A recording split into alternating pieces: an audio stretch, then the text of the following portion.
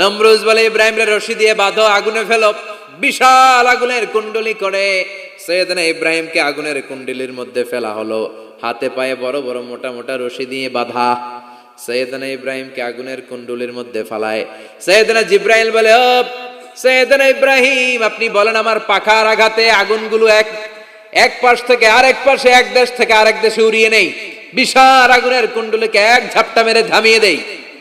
সৈয়দনা ইব্রাহিম বলে, কোনো দরকার নাই, কারণ আগুনের মালিক আমার সাথে আছে। রাডাই, I don't need your help, আমার কোনো সাহায্যের দরকার নাই, কারণ আগুনের যে রব সে আল্লাহ সবকিছু দেখে কি দেখে না।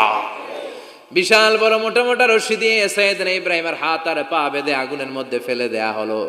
মুহূর্তের মধ্যে আগুনগুলো দাউ দাউ করে জ্বলতে শুরু করলো। হাতের রশিগুলো পায়ের রশিগুলো মুহূর্তের মধ্যে জ্বালিয়ে দেয়।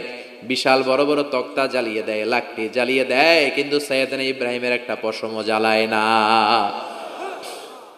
আজও যদি তোমাদের মাঝে কেউ ইব্রাহিমের মতো ঈমান আনিতে পারো, অগ্নিকেও পুষ্প বলে পরিণত করিতে পারো, ঠিক কিনা?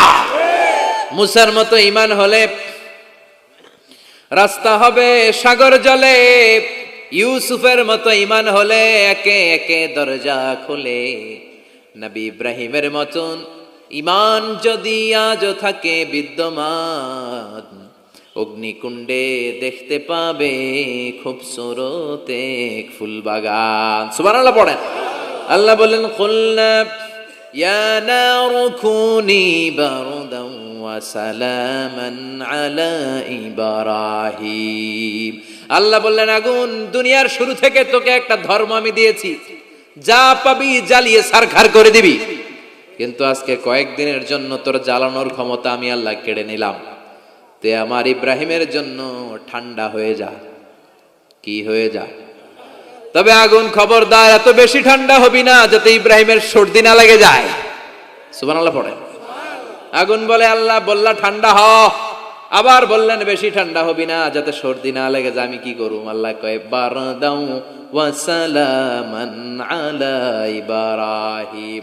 আমার ইব্রাহিমের জন্য এয়ার কন্ডিশন, নাতিশীতোষ্ণ, গরম নয় ঠান্ডা নয়, এরকম জান্নাতের গুলবাগিচা হয়ে যা।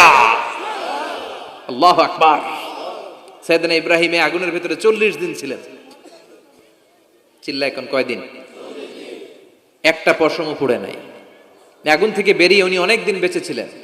শেষকালে নাতি পুতিদের সাথে যখন গল্প করতেন তখন বলতেন, নাতিরা, আমার জীবনের সবচেয়ে আরামদায়ক সময় কেটেছে নমরুদের আগুনের ভেতরে ওই 40 দিন।